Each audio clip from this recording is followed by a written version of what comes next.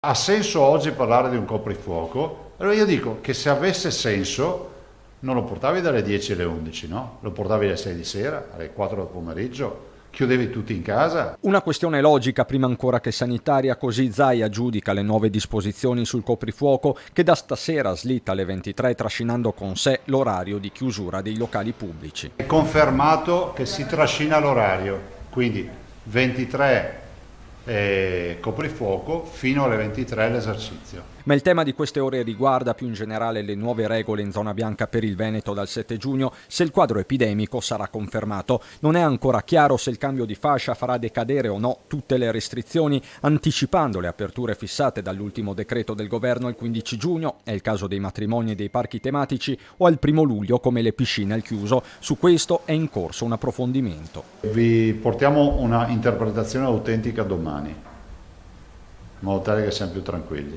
Fronte che vede tutte le regioni mobilitate, come conferma da Trieste Massimiliano Fedriga, coordinatore di governatori italiani, che non esclude si possa procedere con ordinanze ad hoc dei singoli territori per colmare eventuali vuoti.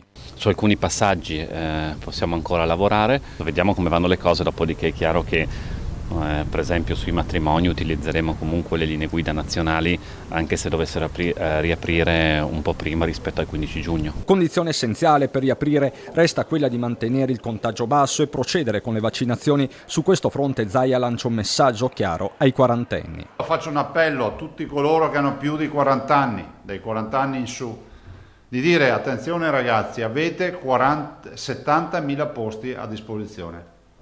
Se io per qualche giorno ancora è giusto, li vediamo liberi, apriamo tutti. Tra questi per Zaia dovranno trovare spazio anche i turisti che sceglieranno il Veneto come meta di vacanza, tema che sta creando alcune tensioni con il commissario Figliuolo che nelle scorse ore aveva invitato i governatori, che stanno aprendo a questa ipotesi, a concentrarsi sui residenti. Ma per Zaia non c'è incompatibilità. Primo perché la campagna vaccinale sulle categorie a rischio in Veneto procede, secondo perché il turismo regionale va sostenuto. Il Veneto dichiara 2 punti.